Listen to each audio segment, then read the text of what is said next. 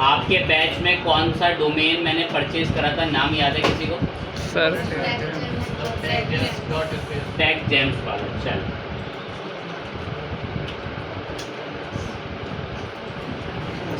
अब ध्यान दें एक बात को, ये मैंने नाम कॉपी करा टैग जेम्स डॉट स्पेस। मैं नाम को कहीं भी आके पेस्ट करके एंटर कर रहा हूँ तो ये ओपन नहीं हो रहा।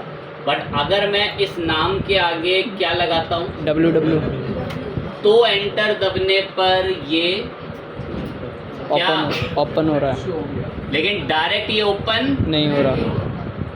इस ब्लॉगर पर ना डोमेन को www पे इम्प्लिसिट फिट करना पड़ता है वर्ल्ड वाइड वेब इंटरनेट पे। तो उस पर फिट करने के लिए ना एक डिफ़ॉल्ट आईपी चलती है। ये ब्लॉगर के साथ ही और किसी के साथ नहीं है, ध्यान रखना इस बात को। किसके साथ है? बस ये ब्लॉगर के साथ, और किसी डोमेन होस्टिंग के साथ नहीं है। तो आपको ना एक छोटी सी चीज़ करनी पड़ेगी, उसे ध्यान से सुनना।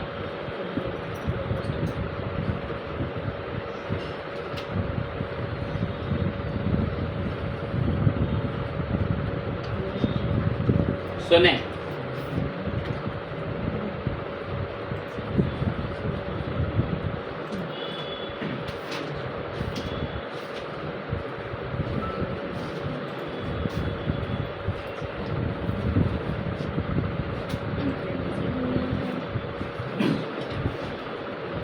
ये 4 रिकॉर्ड हैं। ये 4 क्या हैं? रिकॉर्ड। ये 4 रिकॉर्ड अपने डोमेन प्रोवाइडर पे जाके बताने पड़ेंगे अगर आप www पहले नहीं लगाना चाह रहे तो। ऐसे डायरेक्ट डालें साइट खुल जाए तो आपको आपके डोमेन प्रोवाइडर के पास ये 4 रिकॉर्ड जाके बताने पढ़ेंगे। वो बच्चा कौन है पीछे? ये बच्चा। कुछ ने प्रॉब्लम आइडेंटिफाई कर ली कि सर आपने जो नाम खरीदा था, ठीक है खरीदा, वो चल भी गया। और मैंने लास्ट में जब उसे घर भेजते टाइम छुट्टी करी थी तो मैंने बोला था कि थोड़ी देर में ये सिक्योर हो जाएगा और इसके आगे HTTPS आ जाएगा और ये सिक्योर लॉक के साथ दिखेगा। ये सिक्योर भी हो चुका है, चल रहा है। बट दिक्कत ये है कि www नहीं आ रहा। www लाना है तो मैंने आपके सामने अभी डिफ़ॉल्ट 4 आपको स्टेटस दिखा। बाहर ही रख लेना चेयर, यहीं बैठ जाना है, कोई बच्चा है बाहर। 4 आपको जो है वो स्टेटस डालने पड़ेंगे। चेयर रख दो वहीं पे है चेयर भी रखो। बताओ दूसरे बच्चों को डिस्टर्ब करो इतने महत्वपूर्ण समय में। तो ये सामने वो 4 स्टेटस है। अगर जहां से आपने डोमेन खरीदा है, क्या खरीदा है? डोमेन। उस जगह जाके अगर आप कितने स्टेटस बताएंगे? 4। कोई बच्चा मुझे बता सकता है ये स्टेटस कहाँ से मिलते थे? सर ब्लॉगर से। ब्लॉगर से। जब हम ब्लॉगर में नाम बताते हैं कस्टम डोमेन तो हमें ये मिलता है। लेकिन उसके अलावा अगर www पे भेजना है तो कितने स्टेटस हैं? 4। मैं 4 स्टेटस डालूंगा तो उसको जरा सुन लेंगे फटाफट से।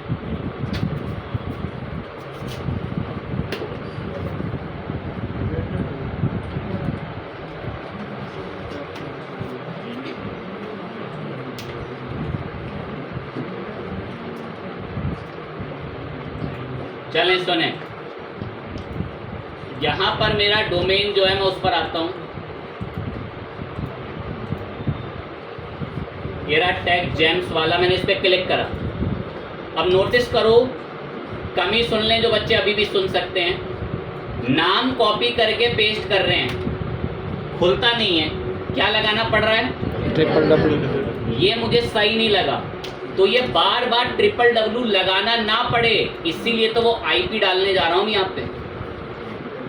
देख लो DNS नेम सर्वर में आना, और DNS नेम सर्वर में आके यहाँ पर एक ऑप्शन मिलता है ऐड रिकॉर्ड का। अब उस रिकॉर्ड में ना उसका टाइप था A। क्या टाइप था? A। लेकिन आपको याद होगा जब हमने ये पेश करे थे, इनका टाइप क्या था? C name. इसका टाइप क्या है यहाँ पे?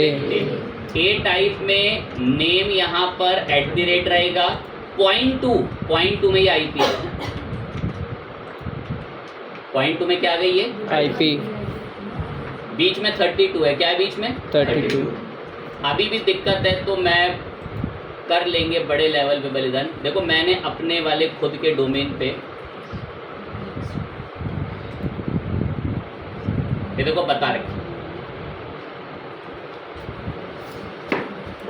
अब नहीं आएंगे इसमें। ये रिटैग जेम्स करके www में बार बार खुला करे, इसलिए मैंने वो IP इसमें बता दी। A के साथ 0.2 ये पेस्ट करा IP, बीच में बस 32 है, बाकी सब सेम, बस 32 ही बदलेगा 2-2 करके। ऐड रिकॉर्ड, एक रिकॉर्ड ऐड हो गया, अगला रिकॉर्ड भी सब कुछ सेम है, बस 32 की जगह क्या कर लिया 34, इसलिए को 34 है। ऐड रिकॉर्ड कह रहा सेम है, मैं हाँ कोई नहीं कंफर्म, 2 रिकॉर्ड हो गए। 34 के बाद 36, ये देखें ऐसे यहाँ पर है 36, बाकी सब same. Add record and then 36 के बाद लास्ट आपका 38,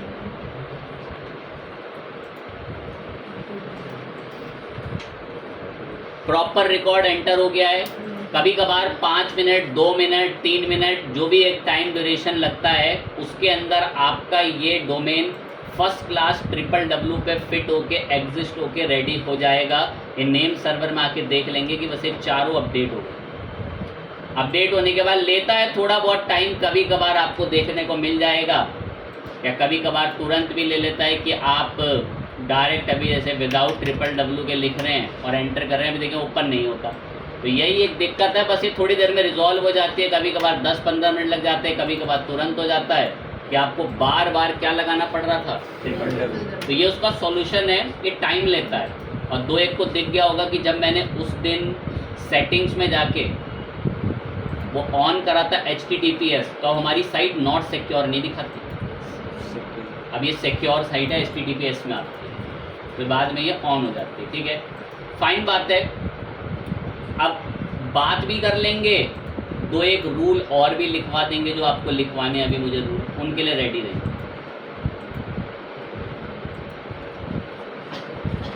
गूगल एड्स अप्लाई करने के लिए हमें क्या क्या रूल फॉलो करने चाहिए, तो मैं आपको अपनी साइट से ही दिखाता हूँ। अगर आप चाहते हैं कि आपके ब्लॉग में गूगल एड्स आएँ, क्या आएँ गूगल एड्स, तो आपको गूगल को बहुत शरीफ बन के दिखाना पड़ेगा। क्या बन के? शरीफ, कि आप कोई भी इलीगल कंटेंट, कोई भी भड़काऊ मैसेज आर्टिकल अपने ब्लॉग पे कभी नहीं लिखेंगे। सबसे पहला स्टेप, आपके ब्लॉग में यूनिक कंटेंट होना चाहिए। क्या होना चाहिए? Unique content. वो सारे कॉन्सेप्ट पता है आपको, यूनिक पहचानते कैसे, प्लेगरिज्म क्या होता है सब पढ़ा रखा है। सबसे पहली चीज़ आपके ब्लॉग में क्या होना चाहिए? Unique content. सेकंड, आपके ब्लॉग में ये 2 पेज होने बहुत जरूरी हैं, एक है प्राइवेसी पॉलिसी और एक क्या है? डिस्क्लेमर। सर इनका क्या मतलब होता होगा? सुनो, प्राइवेसी पॉलिसी में जनरेटेड मैसेज मिलता है। क्या मिलता है? Generated message. आई होप आपने ये पढ़ रखा, पढ़ा था, सर ने आपको बताया होगा उस दिन की टूल्स आते हैं, उससे भी लिखवा सकते हैं, ChatGPT से भी लिखवा सकते हैं, देखा होगा प्राइवेसी पॉलिसी का। ठीक है, वेरी गुड, बिल्कुल सही है। तो ऐसे ही ये मैसेज लिखा जाता है प्राइवेसी पॉलिसी का। अब मैं, चलो आप बोला है तो मैं तो हाथ से लिख दूंगा अभी, उसको भी एक बार देखना कि जो मैं कैसे लिख रहा हूँ वो भी एक तरीका है लिखने का जो भी काफ़ी मशहूर है। पहला रूल हो गया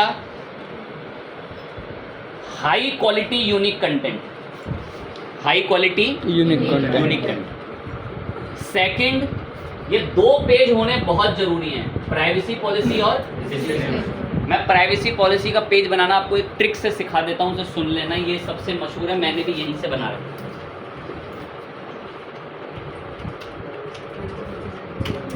आपने भी यहीं से सीखा है? गुड। यहीं से आकर आप बनाएं प्राइवेसी पॉलिसी। मैं नहीं बना रहा, मैं उम्मीद करता हूं पता होगा कैसे बनता, और उसका यहाँ पेज बनाएं। क्या बनाएं? पेज। आपको सिखा रखा है जी पेज कैसे बनता है, मैं नहीं बना रहा पेज वेज यहाँ पे कुछ भी, मैंने बता रखे हैं, लिंक तो थोड़े ड्रॉप डाउन ही बता रखे हैं उसके और सब, और आपको बाजू की एडिटिंग भी पढ़ा दी गई। पढ़ाए थे उसे ड्रॉप डाउन? Yes sir. अच्छी बात। पहले बोल रहा था ये कोई ऐसा टॉपिक नहीं है कि हम इसको वर्डप्रेस जैसे 1 महीने तक घिस ही रहे, एक ही बार में डिस्कस। अब सुनिए सर, प्राइवेसी पॉलिसी में होता क्या है ऐसा? सुनिए, प्राइवेसी पॉलिसी में आप ये बता रहे होते हैं कि मेरी वेबसाइट किसी की प्राइवेसी और उसके डेटा के साथ कोई खिलवाड़ नहीं करेगी मेरी वेबसाइट। एग्जाम्पल, कुछ वेबसाइट्स ऐसी होती हैं जो यूज़र से कोई प्रीमियम कंटेंट देखने का या कोई कंटेंट को एक्सेस करने के लिए लॉगिन करवाती हैं। क्या करवाती हैं? लॉगिन। तो हम गूगल को प्राइवेसी पॉलिसी में एक विश्वास दिलाते हैं कि हम किसी की डेटा प्राइवेसी का कोई भी उल्लंघन नहीं करेंगे। ये सारी बातें कहाँ लिखी होती हैं? Privacy policy. बढ़ चढ़ के कि हम बहुत शरीफ हैं, हम GDPR एक रूल है, उस रूल को फॉलो करते हैं। ये पूरे वर्ल्ड में प्राइवेसी को लेकर एक रूल फॉलो करा जाता है। और भी 2-1 रूल और हैं, ये वो बताता है। यहाँ पर मैं अगर एक जनरेट भी करूँ आपके लिए, ये रे आ रहे हैं, नाम आ रहे हैं, ये रे बहुत सारे हैं। इनके बारे में पढ़ लेना घर जाके। अब ये थ्योरी के पॉइंट्स हैं, मैं इन पे कोई हैवी बात चाहता नहीं हूँ अभी। आता है ना जनरेट कराना? हैं? कर रखा है ना आपने, कराया तो है आपको ये, तभी तो मैं नहीं करा रहा उसको। अब तो जो बातें इसमें लिखी होंगी वो इन रूल्स के अंतर्गत आती हैं। जैसे भारत में कुछ दंडनीय अपराधों की कुछ लॉ बना रखे हैं, जैसे IPC की धारा, पॉस्को एक्ट करके एक एक्ट। तो ऐसे कुछ धाराएं जो बना रखी हैं ना, वैसी इंटरनेशनल लेवल पे जो डेटा को लेकर कुछ नियम कानून है, वो ये सब नाम लिखे। उनमें से एक ही मशहूर है ये GDPR। इनके अंदर क्या है सर? रिसर्च कर लें, पढ़ लें किसी में, कि आप किसी का डेटा ना चुराएं, किसी के आपने अगर वेबसाइट पे लॉगिन करा लिया तो उसकी इंफॉर्मेशन को बेच नहीं रहे, ऐसा ना करें। इन सारे रूल के लिए एक तरीके से आप बता रहे हैं प्राइवेसी पॉलिसी पेज। तो ये गूगल को ना बहुत पसंद है कि कोई उसके यूज़र का डेटा वगैरह नहीं चुरा रहा। और भी प्राइवेसी पॉलिसी में 1-2 बातें लिखी जाती हैं, बोलता हूँ। अगर आपने किसी की कोई इमेज यूज़ करी, क्या यूज़ करी? इमेज, तो आप उसके कहने पर उसको 24 घंटे में हटा देंगे। ये सारी बातें भी लिखी होती हैं प्राइवेसी पॉलिसी कहीं, क्योंकि आपने देखा होगा जनरेट में तो बहुत सारी बातें लिखी हुई आती हैं ना, वैसे लेकिन पूरा एक पेज भर के बातें आती हैं प्राइवेसी पॉलिसी में लिखवाने में। तो यही बातें होती हैं कि हम किसी के डेटा वगैरह का मिसयूज़ नहीं करें। तो एक लाइन सुन लें, हम इस पर इसलिए बात कर रहे हैं क्योंकि गूगल एडसेंस कहता है कि आपकी साइट में इसका एक पेज होना चाहिए कि आपकी साइट के क्या नियम कानून हैं, क्या आप डेटा तो चोरी नहीं करते, क्या आप। अब कुछ बच्चे, क्या हो जाएगा डेटा चोरी करके, कहाँ इसमें क्या गौर की बात? तो सुने, एक प्लेटफॉर्म है कैनवा। कैनवा में अगर कोई अच्छे डिज़ाइन चाहिए, कुछ काम करना है, तो वहाँ लॉगिन करना पड़ेगा जी। नाम मांगेगा, ईमेल मांगेगा, गुस्सा आ गया तो कांटेक्ट भी मांगेगा। ठीक, सोचो कैनवा को किसी कंपनी ने लालच दिया, बंडल दिखा के लाओ डेटा दे दो, और वो आज सबका डेटा जाके उस कंपनी को बेच द रियलिस्टिक सिचुएशन। कैनवा ने अब वो कह रहा है कि लीक हो गया, लीक तो नहीं होगा, या तो हो गया होगा या तो बेच दिया होगा। तो इसीलिए गूगल वहाँ एक प्राइवेसी पॉलिसी बोलता है कि डालें बेसिकली, क्योंकि कुछ को लग रहा हो डेटा की क्या वैल्यू, क्या इंपॉर्टेंस। आगे बढ़ रहे हैं, तो हमें प्राइवेसी पॉलिसी और डिस्क्लेमर में ये दोनों चीज़ें बतानी होती है। डिस्क्लेमर भी ऐसी जनरेट होता है। अबाउट अस में अपने बारे में बताएं कि वेबसाइट का ओनर कौन है, वेबसाइट के ओनर ने कब ये सारा काम शुरू करा, ये वेबसाइट, ये ब्लॉग किस चीज़ के बारे में, ये लिखें। ये गूगल एडसेंस को पसंद है। नहीं लिखेंगे वो जल्दी अप्रूव नहीं करेगा। तो गूगल एडसेंस अगर आपको चाहिए अपने ब्लॉग में, तो आप अबाउट अस लिखें। इसमें कॉन्टेक्ट अस का कोई फॉर्म नहीं आता। क्या नहीं आता? Contact us. वहाँ आपको सिंपल ये लाइन लिखनी पड़ेगी, जैसे मैंने लिख रखी है कि अगर आपको कोई क्वायरी है एडवर्टीजमेंट से रिलेटेड या किसी साइट में किसी चीज़ के इशू से रिलेटेड, तो आप इस मेल पे कम्युनिकेट कर सकते हैं। यहाँ कोई फॉर्म आपको नहीं मिलेगा। नहीं। क्यों? ये कौन सी जगह है? ब्लॉग हम वर्डप्रेस पढ़ चुके हैं, वर्डप्रेस से कई गुना एडवांस, तो इसके अंदर लिमिटेड सुविधा मिलती है। प्राइवेसी पॉलिसी, ये सारा प्राइवेसी पॉलिसी का कंटेंट लिखा हुआ देखें, यहाँ सब डिस्क्लेमर लिखा हुआ है, ये सब पूरा भरा पड़ा डिस्क्लेमर। तो आपको भी ये प्राइवेसी पॉलिसी और डिस्क्लेमर जो हैं वो लिखने होते हैं, ये रूल है।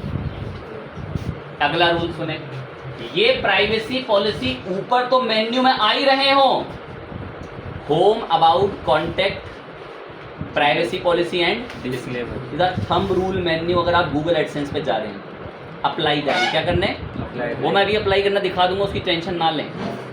पहले रूल तो सीख लो, अप्लाई करने से पहले, जाने से पहले क्या करना है, ये मेन्यू बनाने जरूरी है। और ये मेन्यू का एक रूल है, ये मेन्यू आपके पेज के लास्ट में भी आने चाहिए। कहाँ आने चाहिए? लास्ट में, बॉटम। रूल है जी, ये पेज में कहाँ भी आने चाहिए? बॉटम। रूल है। मैंने एक बार यहाँ में नहीं लिखे थे मेन्यू, एक समय पर इन्हें एडसेंस रिजेक्ट कर दिया, और जैसे यहाँ डाले उसमें एडसेंस अप्रूव हो गया। तो ये भी बहुत मैटर करते हैं, बॉटम में भी प्राइवेसी पॉलिसी और कॉन्टैक्ट के लिंक्स मेन्यू। चले, बढ़िया बात है। और ऊपर आए तो सबसे पहले आप ये सब बताएं, मेन्यू, हाई क्वालिटी कंटेंट। अब आकर कंटेंट को लेकर एक तो रूल और बताते हैं, आपके कंटेंट में कोई भी अनऑथराइज और इलीगल वर्ड इस्तेमाल ना हो, क्योंकि गूगल की एल्गोरिदम ना आपके कंटेंट को स्कैन करेंगे, और वहाँ अगर उसको मिला कोई ऐसा शब्द, ब्लड, कैंसर, किलिंग, मर्डर, ऐसे वर्ड मिले, आपके ब्लॉग को ही बैक लिस्टेड कर देगा, कभी अप्रूव नहीं करेगा। कहेगा कि आप इलीगल चीज़ें लिख रहे हैं, इलीगल चीज़ें इस्तेमाल कर रहे हैं ब्लॉग में, इसलिए हमने अपने प्राइवेसी रूल के मुताबिक आपके ब्लॉग को रिजेक्ट कर दिया। किसके लिए? Google AdSense. किसके लिए? Google AdSense. जिनको टॉपिक ही नहीं लिखते तो उनको पता ही नहीं चला वो किसकी, वही हम गूगल एडसेंस के लिए पढ़ रहे हैं। मेन्यू होने ज़रूरी है, हाई क्वालिटी कंटेंट होना ज़रूरी है, अच्छे से नेविगेशन मेन्यूज़ बने हों, ये सारी चीज़ें होनी बहुत ज़रूरी है। और कोई भी आर्टिकल है, उसमें मैंने कुछ बच्चों को ऐसे आर्टिकल लिखते हुए देखे, जैसे मैंने अपने आर्टिकल पे क्लिक करा, यह आर्टिकल देखें, हम पूरा अभी नीचे तक मैं स्क्रॉल करूंगा, सॉफ्टवेयर इंजीनियरिंग को लेके नीचे स्क्रॉल करा। इस आर्टिकल में आपको एक भी जगह मेरी मर्जी से ऐसे ही मुंह उठा के भूरा कलर, पीला colour, pink colour, red colour, कोई भी रैंडम ऐसे घुमा घुमा के कोई कलर यूज नहीं करना। Focus on clear visibility. हमारा बच्चा पीला कलर, हरा कलर, ऐसा कचरा डाल देता है, एल्गोरिदम उसके ब्लॉग को तुरंत रिजेक्ट मारती है। आपने कितने आर्टिकल देख लिए जिसमें भूरे कलर लिखे हुए हैं? गूगल पे कुछ सर्च करके देखें कि ये रेसिपी खाने की कैसे बनती है, आधा भूरे में, आधा हरे में, आधा पीले, ऐसे लिखती नो, बिल्कुल कोई सेंस नहीं है। और मैं बच्चे का आर्टिकल देखूं, यही कर रखा है। तो इसको अवॉइड करा करें, ये एल्गोरिदम देखती है जब आप गूगल एडसेंस पे जाते हो। गूगल 2 हफ्ते, 12 दिन, 15 दिन का टाइम मांगता है आपसे कि मैं आपके ब्लॉग का एनालिसिस कर रहा हूँ। और अगली बात तो यही चेक करता है, जिस पे हम कब से अभी मेहनत कर रहे हैं, कि आपका नाम डायरेक्ट www पे एग्जिस्ट करता है नहीं करता। अब करता है? Yes sir. क्यों करने लगा? क्यों करने लगा? हमने अपनी क्योंकि हमने वो 4 एड्रेस डाले जी, जिससे डिफ़ॉल्ट ये डोमेन अपने आगे क्या लगा लेता है। अब ट्रिपल पहले लगा रहा था नहीं, पहले तो ओपन तक नहीं हो रहा था। तो ये डोमेन खरीदते कैसे हैं? बहुत बच्चों ने खरीद भी लिया, मैं पहले ही बोल रहा हूँ। और जो अभी नहीं खरीद रहे होंगे ना, कोर्स के एंड में जब प्रोजेक्ट अप्लाई करने की बारी आएगी, दर दर भटक रहे हैं, बैकअप क्लास कहाँ है, मुझे किसी बैच में ऐड कर लीजिए, ये उनके साथ रहता है। और अभी वो 130 रुपये खर्च करने पे कि इतना बड़ी रकम बैग भर के तो नहीं लाना पड़ेगा पैसा सर, मुझे नहीं। तो अभी उनके साथ ऐसा है। कुछ तो ऐसा नालायक है, मैं थोड़ा पहले पीछे वर्डप्रेस पढ़ लूँ फिर करूँ खरीदूँ। तो वही दिक्कत आएगी। ध्यान रखना, अभी से 20-25 आर्टिकल के ब्लॉग लिख के बैठे रहना, क्योंकि जब आपका सर्टिफिकेट डिप्लोमा अप्लाई होगा तो उस समय आपसे प्रोजेक्ट मांगा जाता है। आपको तो फाइल नहीं बनानी पड़ती, आप शुक्रमंद हैं डीएम वाले 1 ईयर वाले, लेकिन जो 2.5 साल 3-3 साल के बच्चे हैं उनके प्रोजेक्ट सबमिट होते हैं 2-2 हज़ार पेजों के, 1500 पेजों के बंडल प्रोजेक्ट के सबमिट होते हैं। तो वो इंजीनियरिंग भी तो कर रहे हैं भाई, उनका डोमेन आपके प्रोफेशन से बहुत अलग है। आप जिस एजेंसी में काम कर रहे होंगे वहाँ वो सब आईटी डिपार्टमेंट में आपके सीनियर होंगे। जो आप वेबसाइट बना रहे हैं उनके बैक एंड कोडिंग कंट्रोलिंग उसकी ये लोग पढ़ाई पढ़ रहे हैं, पाइथन वाइथन पढ़ रहे हैं ना आप कॉन्सेप्ट। धीरे धीरे आप उसमें वो सारे टॉपिक्स क्लियर करते हैं। पीएचपी पढ़ोगे, जावा पढ़ोगे, डेटाबेस की बैक एंड। आप जो पीएचपी माई एडमिन को जानते हो पीएचपी माई एडमिन को? जी सर। उसके किसी भी डेटाबेस की कोई टेबल को डिलीट करना, उसमें एंट्री करना, वो आप कुछ नहीं जानते, लेकिन कोडिंग वाले सब पढ़ लेंगे। तो ये फ़र्क आता है उनकी पढ़ाई में भाई। That's the power of engineering, that is the power of engineering. तो फर्क आता है इंजीनियरिंग फैक्टर और उसमें, ठीक है। आप चलें, ध्यान लगाएं। www पे आ गई हमारी साइट। अब हम देखो, ये तो और एक और लाइन, हाँ सर हमें कितने आर्टिकल लिख के गूगल पे जाना चाहिए? कम से कम आपकी साइट में 20 से 25 आर्टिकल। हमारा बच्चा ऐसा है, एक आर्टिकल लिखा, चल दो जी गूगल के घर, आ गया हूँ गूगल मैप। और आर्टिकल कितने लिखे हैं और कह रहा है कि मेरे को अपने एड्स दे दो। बेइज्जती करवाए वो अपने एड्स की यहाँ लगवा के। हाँ करवा ले सर। अच्छा क्यों करवाए भाई? उसका इतना प्रोफेशनल, वो इतना अच्छा पे आउट कर रहा है उन एड्स पे लोगों को, जिनके ब्लॉग में वो ऐड चल रहे हैं, उससे लोग अर्निंग कर रहे हैं। भाई कम से कम आपके ब्लॉग में 25 से 30 या 20 आर्टिकल हों। और वो आर्टिकल ऐसे भी नहीं कि एक ही दिन बैठ के लिख डाले, एटलीस्ट 1 मंथ 2 मंथ। खैर ये कोई भी नहीं कर पाता, बहुत रेयर बच्चा जो भगवान ही बनाए क्रिएटिव। पर डे 35 दिन। मैंने जिस दिन पहले भी फर्स्ट डे आपको ब्लॉगिंग का पढ़ाया होगा ना क्लास में, तो बोला था कि भाई रोज़ एक कुछ टॉपिक लिखने की आदत डालें। तो रोज़ एक टॉपिक लिखें, कम से कम 30 दिन तक आर्टिकल लिखते रहें। तो गूगल की एल्गोरिदम भी देख लेते हैं, इसने continuous date wise date article लिखे तो आपको प्रायोरिटी मिलती है, आपके एड्स अप्रूव होते हैं। अब मेन्यू बता दिए कैसे अच्छे अच्छे बनाने हैं, home, about, contact, gallery, privacy policy, disclaimer. Article में कोई भी ऐसा वर्ड ना हो जहाँ किलिंग, मर्डर, ड्रग ऐसे शब्द यूज़ हो, कोई दवा के नाम यूज़ हो रहे हो, ये सब बिल्कुल नहीं करना है। पर एक शब्द, हाँ सर हमने तो देखा है दूसरे लोग तो कर रहे हैं, जब उन्हें ऐड अप्रूव कराना था वो तब ये नहीं करते थे, लेकिन बाद में उन्होंने धोखाधड़ी, फ्रॉड सब शुरू कर दिया। फिर गूगल को कोई मतलब नहीं है, करते रहो फिर तो कुछ। लेकिन जब तक गूगल के पास जा रहे हैं, शुरुआत नहीं बोला था कि शरीफ बन के जा रहे हैं। गूगल को ये दिखाना है कि हमारा ब्लॉग बहुत बढ़िया है, हम समाज में खुशियाँ बांट रहे हैं, बढ़िया से अच्छे अच्छे आर्टिकल लिखते हैं ताकि गूगल हमें एड्स अप्रूव कर दे।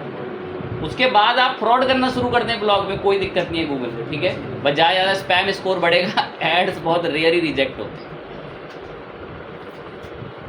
मैं इस वेबसाइट को लेके अब गूगल के घर जाऊंगा एडसेंस पे, इसे अप्लाई कैसे करते हैं। हो तो ये रिजेक्ट जाएगी क्योंकि इसमें कोई फुलफिल कंटेंट ही नहीं है।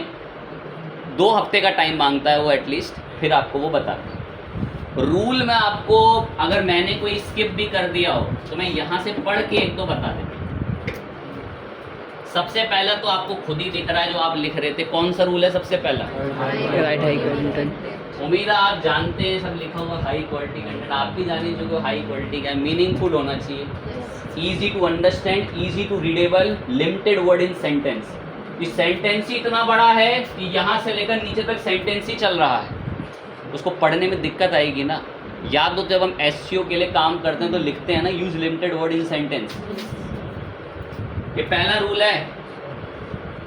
अगला रूल देखो जो मैं तब से अभी बोल रहा था, हेडिंग देखो ऊपर उसकी। क्रिएट करना है कौन सा पेज? उम्मीद है कि आप इसके बारे में जान चुके थे। फिर कौन सा पेज क्रिएट करना है? इसमें आप अपने ब्लॉग की तारीफ करें। फिर कौन सा ब्लॉग? पेज कॉन्टेक्ट, ईमेल वगैरह बताएं। अच्छे से नेविगेशन बने हो, क्या बने हो, नेविगेशन, मैन, जिनमें क्लियर गूगल को दिखे ये नाम, privacy policy, about, contact us, gallery. देखो गूगल बस ये रूल पता है क्यों फॉलो करा रहा है, ताकि उसके यूज़र के साथ, उसके डेटा के साथ कोई खिलवाड़ ना, तभी वो ये सारे रूल कहता है कि कोई अपनी वेबसाइट में डाले। क्या लिखा हुआ है, क्या मतलब होगा इसका, good number of post means अच्छी खासी क्या लिख के रखें, पोस्ट डजेंट मैटर। पर यहाँ बोला गया है, मैंने अब जो अपने अकॉर्डिंग एक एक्सपीरियंस है कि तकरीबन एटलीस्ट कितनी पोस्ट हो और अच्छी खासी पोस्ट की लेंथ हो कितने से ऊपर, 600 वर्ड। भाई अगर आप 600-700 वर्ड से कम लिख रहे हो ना तो लिखो ही मत, गूगल उसको जल्दी पसंद नहीं करता। आर्टिकल बड़ा अच्छा गूगल को बहुत पसंद है। ये कुछ रूल्स हैं।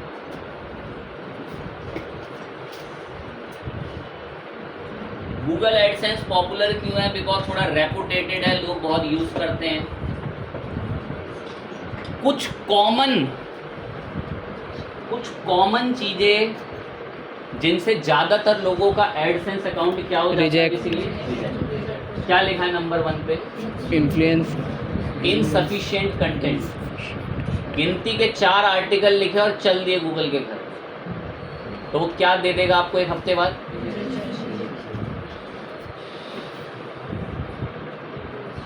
या तो पेज का टाइप या ब्लॉग का डिजाइन बड़ा अटपटा है तो भी एरर आ सकता है, या फिर प्राइवेसी पॉलिसी पेज नहीं बनाया, अबाउट नहीं बनाया, क्या नहीं बनाया, साइट एडसेंस की पॉलिसी फॉलो अभी तो बताया कैसे नहीं कर रही, ड्रग वर्ड यूज कर रहे हैं उसमें, किलिंग वर्ड यूज कर रहे हैं उसमें। गूगल की एल्गोरिथम तो बोलेंगे तो लग रहा है कुछ गैर कानूनी चीज़ें बता रहा है इसमें, वो क्यों अपने ऐड डाले आपकी साइट में, उसकी खुद की बदनामी होगी वहाँ पे। अब एक होस्टेड अकाउंट होते हैं, खैर ये तो यूट्यूब चैनल वीडियो वगैरह पर डिपेंड करते हैं, बट अब हम चल रहे हैं एडसेंस के घर।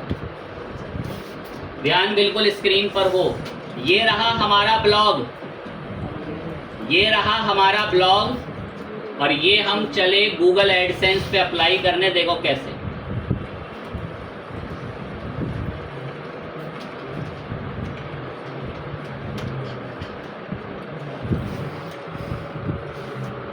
ये हम गूगल एडसेंस पे साइन इन कर लेंगे, डायरेक्ट आप गूगल एडसेंस लिख दें।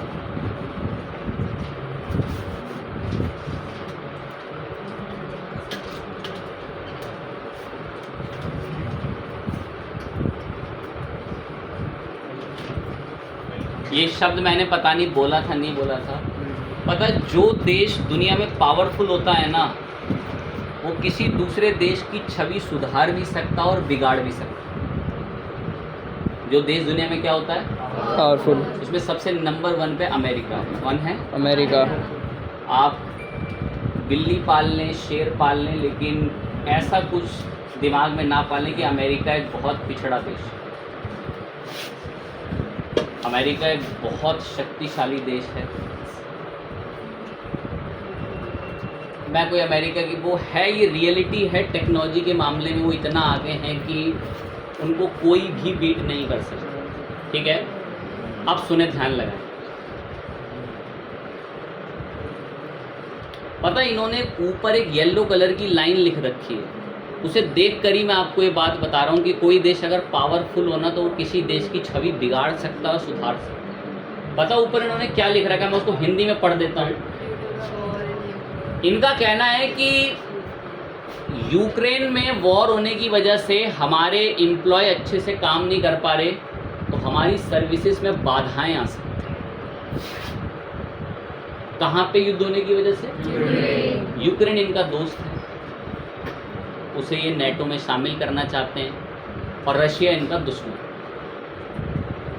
तो रशिया की छवि पूरी दुनिया में एक बेकार छवि बने, इसीलिए यहाँ ये मैसेज लिखा। रशिया का नाम नहीं लिखा, लेकिन अब आप जैसा जो बच्चा है उसके माइंड में इस सो रहा है, बच्चा उठो, चले कोई नहीं। तो आप चलें, ध्यान दें, उसने गौर लगाएं। आप जैसा जो एक बढ़ती एज का भी बच्चा है, एक यंग युवा जो अभी एक 18-19 साल की एज में एंटर कर रहा है, 20 साल की एज में, सुने ध्यान दें, वो बेचारा बहुत मतलब उत्साहित है कि यार मैंने भी ब्लॉग बनाया और मेरे ब्लॉग में भी एड्स आएंगे। क्या आएंगे? Ads। उससे अर्निंग होगी। तो हर एक के माइंड में ऐसा रहता है ना कि यार मैं भी अप्लाई करूँगा, मेरी भी अर्निंग शुरू हो। अब सोचो वो बच्चा जब इस पर आएगा और उसको पहली लाइन ये पढ़ने को मिलेगी कि ड्यू टू यूक्रेन वॉर हमने पॉज कर दिया है मोनेटाइजेशन। यूक्रेन वॉर की वजह से हमने मोनेटाइजेशन क्या कर रखा है? Pause। और हम इस वॉर को कंडम्स करते हैं कि हम इस वॉर का एक तरीके से खंडन कर रहे हैं। अब वो बच्चा जिसको इतना उत्साह के साथ आया कि एड्स अप्रूव कराऊंगा, पढ़ूंगा, अर्निंग होगी, अब उसके दिमाग में छवि गई कि एक जगह लड़ाई हो रही है। लड़ाई कहाँ पर हो रही है? यूक्रेन। अब वो गूगल घुमाएगा कि क्यों हो रही है, तो उसको दिखेगा कि रशिया यूक्रेन की क्या कर रहा है? पिटाई। अब उसके दिमाग में छवि गई, लगता है रशिया कोई बेकार देश है, लगता है ये किसी के साथ गलत कर रहा है। तो उसके दिमाग में घर बैठे बैठे अमेरिका ने एक छवि बनाई कि वो देश क्या है? बेकार देश है, और वो ये करने में किंग। सरकारें बदल देता है भाई कहीं। सब हमारे पड़ोसियों में भी यही सब चल रहा है। ठीक, हमारे यहाँ नहीं कर पा रहे जल्दी, क्योंकि हमारे यहाँ पूरे देश को कोई एक सेना नहीं चलाती, सब चीज़ें बटी हुई हैं। बहुत समझदारी से किसी ने पहले सब चीज़ें तय कर दी। सुनते होंगे ना, राजपूत रेजिमेंट, पंजाब रेजिमेंट जी। ये किसी एक जने के ऑर्डर फॉलो करती हैं, इसलिए बांट रखा है जगह जगह। तो हमारे यहाँ इतनी जल्दी ऐसा मुमकिन नहीं हो सकता, बट ये कर देता अमेरिका दूसरे देशों के साथ। तो अमेरिका एक बहुत पावरफुल देश है और वो ये सब बहुत नॉर्मल तरीके से करता है। वो किसी देश को ना, एक सिंपल लाइन सुनना, उससे लड़ाई झगड़े नहीं करता किसी देश से, उसे बर्बाद कर देता है। क्या करता है? बर्बाद। उसको 60 साल पीछे फेंक देगा। उसकी जनता, वहाँ के लोगों, प्रधानमंत्रियों से दुखी हो जाएगी, तो वो कभी उनको ना वोट देगी ना उनके साथ खड़ी होगी। वो देश इतना पीछे फेंक, खुद को कोई फर्क नहीं, इतना दूर बैठा हुआ, उसके आसपास सब उसे घरेलू लोग बैठे हैं, कौन उस पर क्या मिसाइल मारे। अभी जिस देश से युद्ध करता है किसी को नहीं मारता ज़्यादा, स्कूल तबाह कर देगा, पावर स्टेशन तबाह कर देगा, वाटर सिस्टम तबाह कर देगा। वो देश वैसे ही 15 साल पीछे चला गया, लगे रहेंगे 10 साल तक अपना प्लास्टर बनाए जा रहे हैं, फिर किसी दिन मूड आया फिर मार देंगे। उसके यहाँ जा रही है कोई मिसाइल, एक भी नहीं जा रही। तो वो ये सब बहुत नॉर्मली करता है, सब अपने डॉलर वालों को मशहूर करने। तो ये बात ना बड़ी बुरी लगती है मुझे इन ऐसे देशों की। यहाँ तो छोड़ो, अभी तो ये बहुत घट गया। जिस टाइम पर एग्जैक्टली ये वॉर चल रही थी ना, इतनी बड़ी बड़ी वेबसाइटों पर ये मैसेज आ रहे थे। रिएक्ट नेटिव, जिससे एंड्रॉयड ऐप बनते हैं, हम एंड्रॉयड ऐप बनाते हैं, उसकी वेबसाइट तक पर आ रहा था ये मैसेज। दुनिया में कई लाखों लोगों की कम्युनिटी एंड्रॉयड ऐप बनाने के लिए वहाँ से सर्विस यूज़ करती है। अब सोचो, इतने पढ़े लिखे लोग जब ऐसे मैसेज देखेंगे तो उनके दिमाग में भी तो एक नैरेटिव बनेगा ना कि यार वो गलत कर रहा है रशिया, और जबकि वो अपनी सुरक्षा कर रहा है भाई, उसको हक है, तो ये सही तो बात है, वो मारे गई, नॉर्मल सी बात है। अब पाकिस्तान आकर हमसे बोले कि मैं बंगाल के बराबर में एक घर बसाऊंगा, वो करूँगा, तो हम मारेंगे नहीं उसको? नहीं, बना लो, नॉर्मल सी बात है। वो भी मारेगा यूक्रेन को। आप ध्यान दें। तो बात चल रही है कि हम यहाँ एडसेंस पर आए, ये क्या चल रहा है? ये कह रहा है कि मैं आपको मोनेटाइजेशन नहीं करने दूंगा क्योंकि यूक्रेन में वॉर चल रही है। आते हैं, अकाउंट रीएक्टिवेट करके मैं आपको प्रोसेस पे दोबारा ले चलता हूँ, वरना मैं एक दूसरी मेल आईडी से भी आपको ले जाएंगे।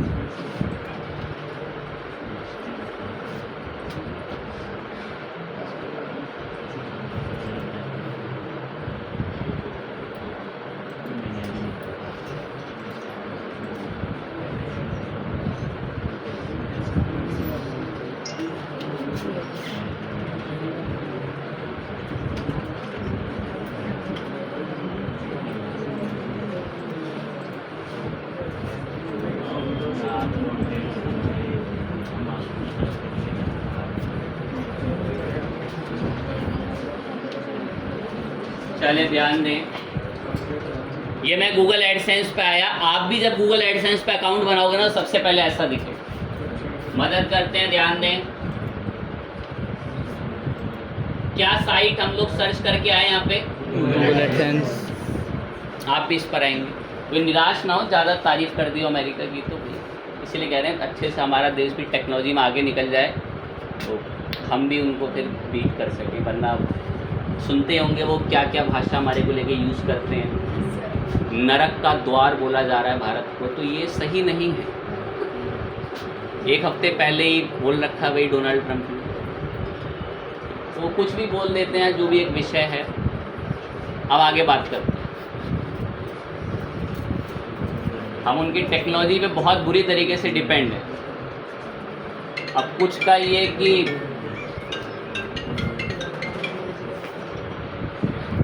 इंडियन होके एडसेंस के पास जा रहे हैं, अमेरिकी सर्विस के पास, कि हमारे ब्लॉग पे ऐड आ जाएं और हमारी अर्निंग शुरू हो।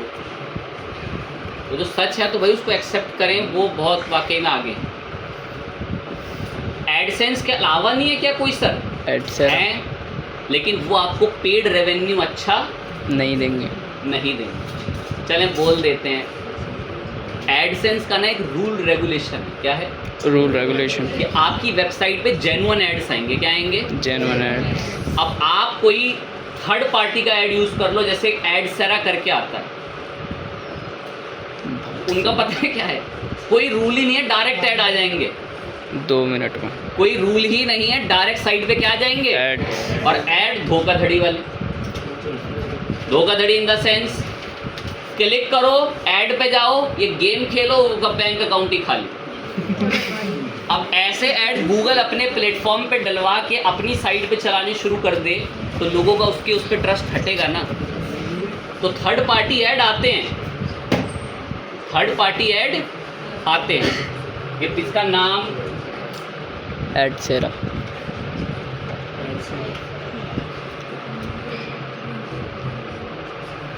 ये एडसेरा करके आते हैं, इस पे जा सकते हो। अल्टरनेट है गूगल एडसेंस का, पैसे अच्छे नहीं देगा, घटिया ऐड आपकी साइट पे दिखेंगे। मेरी साइट में टेक्निकल ऐड आते हैं ना, कि होस्टिंगर का प्लान खरीद लें, गोडैडी का डोमेन खरीद लें, इस जगह एक वर्कशॉप हो रही है उसको अटेंड कर लें, ऐसे ऐसे ऐड आते हैं ना। ये जेन्युइन एड्स, क्योंकि गूगल बड़ा फिल्टर करके देता है वो एड्स। गूगल के घर गए एडसेंस के, साइन इन करा,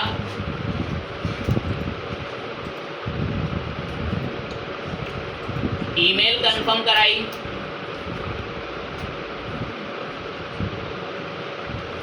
गूगल एडसेंस के घर आ चुके हैं। कह रहा कोई वेबसाइट बनाई है? मैं हाँ बनाई तो है, तब से आपको दिखाई रहे हैं वो वेबसाइट। नाम कॉपी करा, मैं ये वेबसाइट बनाई है। कह रहा हमसे कुछ अपडेट चाहते हो? मैं हाँ चलो यस दे देना, सेंड कर देना, अपडेट कुछ हेल्प कर देना परफॉर्मेंस से रिलेटेड। कह रहा पेमेंट में मैं इंडिया करेंसी में पेमेंट एक्सेप्ट करेंगे हम आपसे। यहाँ एक बात ही बोलता है, आपको वेरीफाई करता आपका अकाउंट, बाद में फिर आप इसको चेंज वगैरह जो है नहीं कर सकते, तो आप पहले सही सेट करें। कंट्री कहता है इसका ध्यान रखें। कह रहा हमारी कुछ टर्म्स पॉलिसीज़ हैं, पढ़ लेना उन्हें। मैं ठीक है देख लेंगे, आप पढ़ लेने से वही यहाँ देखता हूँ कि इलीगल कंटेंट वगैरह ना हो। आई हैव रीड पे सब बता के, साइट का नाम बताया, सब इंडिया सेट करके स्टार्ट यूजिंग एडसेंस। URL में HTTP होना जरूरी है, मैं ला रहे हैं।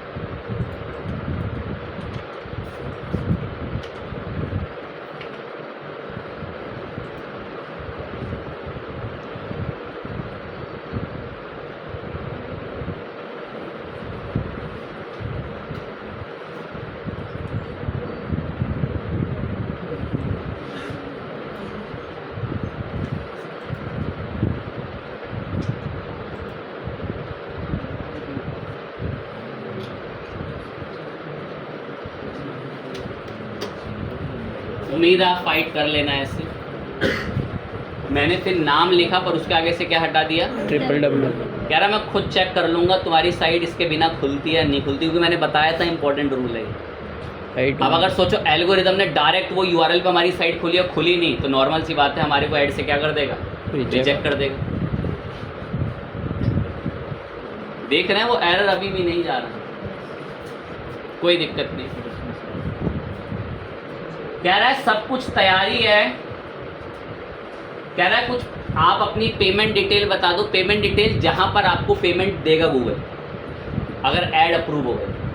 मैं ठीक है थोड़ी बहुत डिटेल हम बताते हैं आपको, डायरेक्ट मत आना है डिटेल्स पे, अभी मत आना। यहाँ एक ऑप्शन आता है किस नाम से, साइट।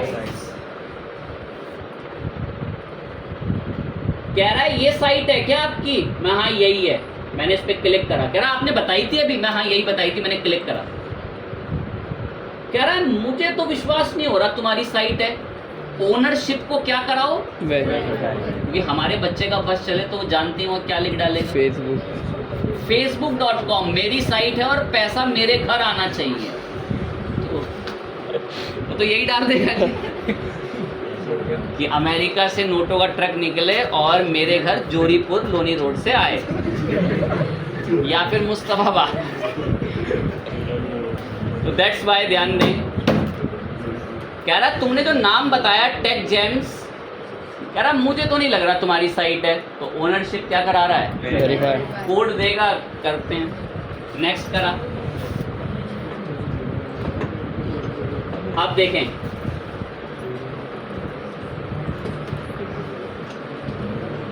यहाँ देखो एक लाइन लिखी है, blogger will connect your AdSense, blogger से आपकी साइट एडसेंस से कनेक्ट कर देगा। रेडी करके रिक्वेस्ट रिव्यू पे क्लिक कर दिया। डिफॉल्ट कह रहा है कौन से ऐड चाहते हो, किसी एक ऐड वगैरह पे क्लिक कर लेना, अगर कभी भविष्य में शो करने हो, सबमिट कर दिया। आपकी साइट रिक्वेस्ट में जा चुकी है, रिक्वेस्ट का टाइम बताया जा रहा है। अब यहां पर जो मेरी साइट है, ध्यान देना,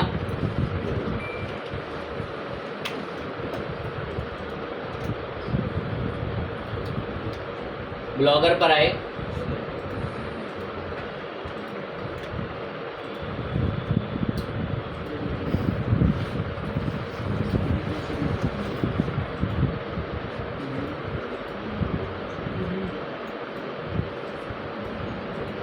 अभी एक लाइन सुनना बहुत ध्यान से। कह रहा है ये टैग जेम्स स्पेस को हमने डिफॉल्ट ओनरशिप वेरीफाई कर ली, क्योंकि कह रहा है कि मुझे पता चला कि ये वाली साइट किससे बनी हुई है, ब्लॉगर से। रिक्वेस्ट का time, we will run some checks on your site, हम आपकी साइट में कुछ चीजें चेक करेंगे। यूजुअली इस काम को करने में कुछ दिन लगते हैं, बट एटलीस्ट लास्ट केस इसमें 2 से कितने हफ्ते लग सकते हैं, 4। और इसके बाद आपको गूगल एक ईमेल करेगा। क्या करेगा? ईमेल। उस ईमेल में बताया जाएगा कि ये साइट अप्रूव हुई या नहीं। रिपीट एक बार, साइट यहाँ से डिलीट कर दो, कोई दिक्कत की बात नहीं है। साइट हमने ऐसे डिलीट कर दी, कोई भी नई साइट ऐड करनी है, बस एडसेंस का अकाउंट बना लो, न्यू साइट पे क्लिक करो, साइट का नाम पूछता है, जो भी आपकी साइट का नाम है, साइट का नाम बताओ, सेव पे हिट करो। कोई एरर देता है टॉप लेवल डोमेन का, उससे डील करो। और यहाँ पर ही हमने साइट सेव कर ली। साइट को सेव करते ही आपके पास ये साइट रेडी कर देगा। ओनरशिप साइट की वेरीफाई करने के लिए कहता है कि ब्लॉगर के साथ है, नेक्स्ट कर यहाँ पर आपको सारी चीज़ें टर्म्स एंड कंडीशन बताता है, रिक्वेस्ट रिव्यू पर डाल दो। बस इसी तरीके से आप अपनी साइट का रिव्यू डाल देते हैं। और यहाँ से भी आप कर सकते हैं, जहाँ पर भी आपकी ब्लॉगर की साइट होती है ना, यहाँ पर भी एक ऑप्शन आता है किस नाम से, अर्निंग। इस अर्निंग पे क्लिक कर सकते हैं। कनेक्ट टू एडसेंस पे जाएंगे तो ये साइट भी एडसेंस के लिए रिक्वेस्ट में चली जाती है। ये कनेक्ट टू एडसेंस, अब इस साइट की एक आईडी बन गई, इसका एडसेंस अकाउंट बन गया, गो टू एडसेंस पे चले जाएं। तो ये साइट भी ऐसे एड्स के लिए यहाँ पर पहुँच गई। तो यहाँ आप इसको साइट के अंदर आके देख सकते हैं ये साइट आपको यहाँ से भी देखने को मिल जाती है। नई साइट वो ऐड करनी है, अगर नहीं उसकी आईडी बनी तो अपना न्यू साइट पे क्लिक करो, आईडी बताओ वो कौन सी कनेक्ट करनी है। अब ये टाइम लेता है इसको अपडेट होने में, और एड्स वगैरह जब आ जाते हैं तो सब आपको ऐड यहाँ पर देखने को मिलते हैं। यहाँ से आप ऐड के कोड उठा के अपनी साइटों पे लगाते हैं, यहाँ से आपको ऐड दिखते हैं। एक दो लाइन और बोल देते हैं। ये टैग जेम्स आपको जैसे देखने को मिल रहा है, और साइड में थैंक फॉर कनेक्टिंग आ गया, कह रहा है हाँ आपकी साइट को हमने कनेक्ट कर दिया है। ये सब इन्फॉर्मेशन आप बता देंगे, ज़रूरतमंद होती है, यहाँ बिल्कुल लिखेंगे। बाद में जब आपका सब कुछ बन जाएगा तो आप पेमेंट वगैरह में आके अपनी पेमेंट इन्फॉर्मेशन वगैरह सब बना देते हैं। और देन फिर जैसे आपका अप्रूवल होगा, सर अप्रूवल कैसे पता चलेगा? आपको एक मेल आएगी, क्या आएगी आपको? एक मेल। उसमें अभी तो वेलकम कर रहा है, लेकिन जैसे ही एक मेल आ गई, मेल करके आती है good news your AdSense account will approve, तो ये 2 हफ्ते के अंदर आती है। अगर कभी कभार वो ओनरशिप वेरीफाई करने के लिए टैग देता है, क्या देता है? टैग। तो उसको अपनी साइट के कौन से सेक्शन में? हेड सेक्शन में डाल। ब्लॉगर में यहाँ से मिलता है, यहीं पर ही आकर आप अपने ब्लॉगर में थीम के अंदर चले जाएं और यहाँ से इसको क्या बोलते हैं? Edit HTML। और एडिट HTML के अंदर यहीं पर आपको कौन सा सेक्शन मिलेगा? Head section. इसके नीचे वो कोड पेस्ट कर दें। अगर कभी आपको ये कोड देता है तो, अगर कभी आपको ये क्या देता है? कोड। तो वो यहाँ से इसमें पेस्ट कर लेंगे। इस बात का भी ध्यान रखेंगे। साइट वगैरह आप यहीं पर आकर बताएंगे, जैसे मैंने बता रखी है। अभी ये रिव्यू में जा रखी है। कुछ इस तरीके से हम एडसेंस पे अपनी साइट लेकर जाते हैं, जैसे मैं अभी जस्ट लेकर गया।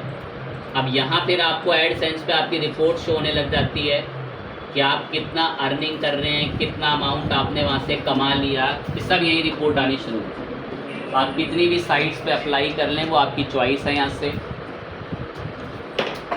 बताया मैंने पहले भी है, जिनको नहीं पता था फिर बोल देंगे। भेदभाव कुछ इस लेवल पर है, अगर इस ऐड को इंडियन देख रहे हैं तो चिल्लर मिलेंगे, और यूरोप के लोगों के देश देख रहे हैं तो ज़्यादा पैसे मिलेंगे। ये भी फ़र्क है। तो इसलिए लोग पता है क्या करते हैं, अपना कोई भी ब्लॉग लिखते हैं, आर्टिकल लिखते हैं, यूएस की ऑडियंस को टारगेट करके लिखते हैं कि अगर वहाँ का ट्रैफिक आएगा तो अर्निंग क्या होगी? अच्छी होगी। इंडिया का बहुत बुरा लगेगा सुन के, इंडिया का 6 मिलियन का ट्रैफिक, कितने का? 6 मिलियन। वहाँ के 5000 के ट्रैफिक के बराबर है। इतना भेदभाव है। 6 मिलियन का ट्रैफिक आ गया मेरे ब्लॉग पे, और वहीं बस यूएस का 5000 का आ गया, इक्वल ट्रीट करता उसको। कहता वो ज़्यादा एजुकेटेड लोग हैं, वो ज़्यादा पढ़े लिखे लोग हैं, अगर वो आपकी साइट में आ रहे हैं तो हम आपको अच्छा पे आउट करेंगे। और यहाँ सब एशिया के देशों से ट्रैफिक आ रहा है, आने दो, कोई नहीं, दे दो, चिल्लर ही दे दो उनको, उसी में खुश नहीं। तो दैट्स वाई लोग यूएस का ऑडियंस टारगेट करके, यूरोप के देशों को टारगेट करके ब्लॉग लिखा करते हैं। फाइन बात है। आप भी अब अपने ब्लॉग के लिए ऐसे एडसेंस पे रिक्वेस्ट डालें, पर इस रिक्वेस्ट को डालने से पहले मैंने बता दिया कि बहुत सारे रूल्स हैं। प्राइवेसी पॉलिसी कम से कम देखो, फॉलो तो नहीं करते, मैं फिर इस बात को बोल रहा हूँ, क्योंकि बच्चे के अंदर अब क्या कह सकते हैं, तो दिमाग में ही बस ऐसा चल रहा है कि उसने 3 आर्टिकल लिखे, वो 10वीं अप्लाई कर रहा है, और अगर एक बार रिजेक्ट कर दिया ना उसने ईमेल पे, तो हो सकता है वो बार बार रिजेक्शन का मैसेज आए। तो क्यों ना एक अच्छी तैयारी के साथ जाएं। ट्रैफिक कोई मैटर नहीं करता। हाँ, ट्रैफिक मैटर, अगर आपकी वेबसाइट में 10 लोग भी आते हैं ना फिर भी अप्रूव हो जाएगा। ट्रैफिक मैटर नहीं करता। यहाँ ये सबसे खास बात है कि ट्रैफिक मैटर नहीं करे। फाइन चीज़ है, ओके बात है। एडसेंस पे कैसे साइट अप्लाई करनी है, एक और मैंने एडसेरा बताया है, चाहें तो उस पर जा सकते हैं, लेकिन वो इतना सही नहीं है। उसमें थोड़े इलीगल टाइप के भी एड्स आते हैं, गैम्बलिंग वगैरह टाइप के, इलीगल प्रोडक्ट्स, ऐसे एड्स आते हैं जिससे कोई इंसान हैक हो सकता है, तो इसलिए उसके ऐड मत चलाना। उसके ऐड अगर एक बार अपने साइट पे लगवा लिए ना, तो आपको दोबारा एडसेंस का कभी ऐड नहीं मिलेगा। फिर सुन लें, अगर आपने एक बार थर्ड पार्टी के ऐड लगा लिए, हाथों हाथ आते हैं। क्या आते हैं? हाँ, तो साइट दी, ऐड चालू, यहाँ चालू हुए? कितना टाइम मांग रहा है? 2 हफ्ते से 4 हफ्ते। कह रहा हम मैनुअली देखेंगे साइड कैसी है।